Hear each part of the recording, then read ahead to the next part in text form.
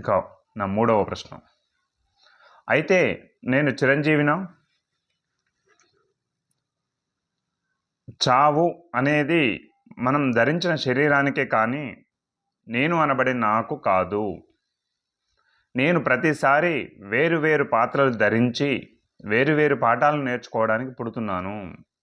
అంటే చావు అనేది శరీరానికి మాత్రమే కానీ నేను అనబడే నాకు మాత్రం కాదు అని చెప్తున్నాడు. ఎందుకు అంటే ప్రతిసారి పాత్రలు వేరే వేరేగా ధరించి నేను ఇక్కడికి వస్తున్నాను.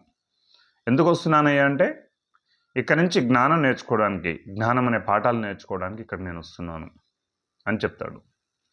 ప్రతి జీవికి పరమార్థం పరిపూర్ణత సాధించడం. ఈ పరిపూర్ణత ఎప్పుడు కలుగుతుంది అంటే మనం ఈ భౌతిక శరీరంలో ఉండి అన్ని పాత్రలు ధరించి ప్రతి ఒక్క పాఠం నేర్చుకొని పరిపూర్ణం అయినప్పుడు అన్నమాట. అంటే పర్ఫెక్ట్ అయినప్పుడు. అంటే ప్రతి ఒక్క పాఠం నేర్చుకోవాలి. ప్రతి దగ్గర నుంచి, ప్రతి క్షణం నుంచి పాఠం నేర్చుకోవాలి. ఆ పాఠాలు నేర్చుకోవడానికి భూమి అనే పాఠశాలకు మనం అందరము ఇక్కడికి వచ్చాము. ఆత్మ నేర్చుకోవడానికి ఇక్కడికి వచ్చింది ఈ శరీరాన్ని ధరించి. పరిపూర్ణత అంటే ప్రతి పాఠంలోనూ పూర్తిగా లీనమై జీవించడం.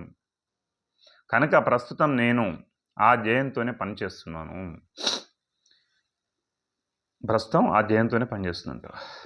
ఇప్పుడు నా జీవితం చాలా ఆనందంగా, ఆరోగ్యంగా ఉంది.